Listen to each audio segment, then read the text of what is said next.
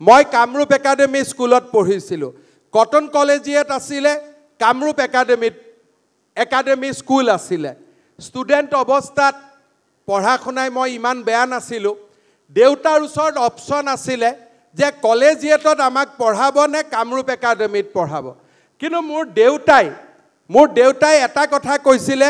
যে Cunningham সাৰ্কুলাৰক against কৰি Kamrup academy আৰম্ভ হৈছিলে গতিকে মোৰ ল'ৰা ছোৱালী গোটেইকেইজন কামৰূপ একাডেমিত পঢ়িব অৰ্থাৎ কামৰূপ একাডেমিত এটা জাতীয় আন্দোলনৰ চেতনা আছিল স্বাধীন আছিল সেই সময়ত এনেকুৱা আছিল মই কলেজিয়েটতো পঢ়িব পাৰিলোহেঁতেন কিন্তু আমাৰ দেউতাই কি ভাবি নাজানো ধিটোকে কনচিয়াছ ডিচিশ্যন যে আমাৰ চাৰিটা ভাইয়ে কামৰূপ একাডেমিত পঢ়িব আমাৰ লগত গুগল আছে স্মাৰ্টফোন আছে এটা কাম আপোনালোকে সদায় কৰিব এজন ভাল অসমীয়া হৈও আমি ইংৰাজীত হলখলিয়াকৈ কথা ক'ব পৰা আমি হ'ব লাগিব সেইকাৰণে প্ৰতিজন ছাত্ৰ ছাত্ৰীয়ে ইয়াৰ বাবে কোনো বেলেগ জ্ঞানৰ অধিকাৰী হ'ব নালাগে অকণমান গধূলি BBC CNN এইবিলাক ইণ্টাৰনেশ্যনেল নিউজ চেনেল আমি শুনিব লাগে ইংৰাজীত অকলে কথা কোৱা অভ্যাস কৰিব লাগে ইংৰাজীত কথা কৈ আমি নিজে ৰেকৰ্ডিং কৰিব লাগে মোবাইলত নিজৰ ৰেকৰ্ডিং আমি নিজে শুনিব লাগে আৰু আমাৰ ইংৰাজীত কথা কোৱাৰ অভ্যাস আমি নিজে ইমপ্ৰুভ কৰি থাকিব লাগে আজি যদি আমি অসমৰ এজন ভাল লৰাই ইংৰাজী আৰু হিন্দীত হলখলিয়াকৈ কথা ক'ব পাৰে তেতিয়াহ'লে আমি অসাধাৰণ নিজে হৈ পৰিব পাৰোঁ ইংৰাজী আৰু হিন্দীত ভালকৈ কথা ক'ব পৰা আৰু স্পোকেন ইংলিছ স্পোকেন হিন্দীৰ ওপৰত আয়ত্ত লাভ কৰিলে আমি বহুদূৰ আমাৰ জীৱনত আমি আগুৱাই যাব পাৰোঁ অন্ততঃ যোৱা 10 বছৰত মই এটা কথা বাৰে ৰিয়েলাইজ কৰোঁ মোক যদি কটন কলেজ বা কামৰূপ একাডেমিত ভাল কৰি ইংৰাজীত আৰু হিন্দীত কথা ক'ব দিয়াটো শিকাই দিলেহেঁতেন মই অসমৰ কথা ৰাষ্ট্ৰীয় মঞ্চত আজি যিমান কৈ আছোঁ তাতকৈ 4 গুণ দপদপাই মই ক'ব পাৰিলোহেঁতেন 10টা যেতিয়া নেশ্যনেল টিভিৰ লগত বহোঁ 10টা কথা কওঁ 10টা হিন্দী ক'লে মাজত 2টা অসমীয়া ওলাই যায় ইংৰাজী 10টা ক'লে মাজত 3টা অসমীয়া ওলাই যায় গতিকে মই যিমান সাহসী হ'ব লাগে ৰাষ্ট্ৰীয় প্ৰেক্ষাপটত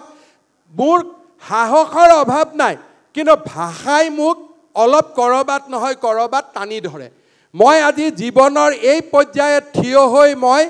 খুব কৰোঁ মই দুখ কৰোঁ মোক যদি কটন কলেজত বা কামৰূপ একাডেমিত ছাৰসকলে বিভিন্ন কাৰণত মোক একাডেমি স্কুলত পিটিছিলোঁ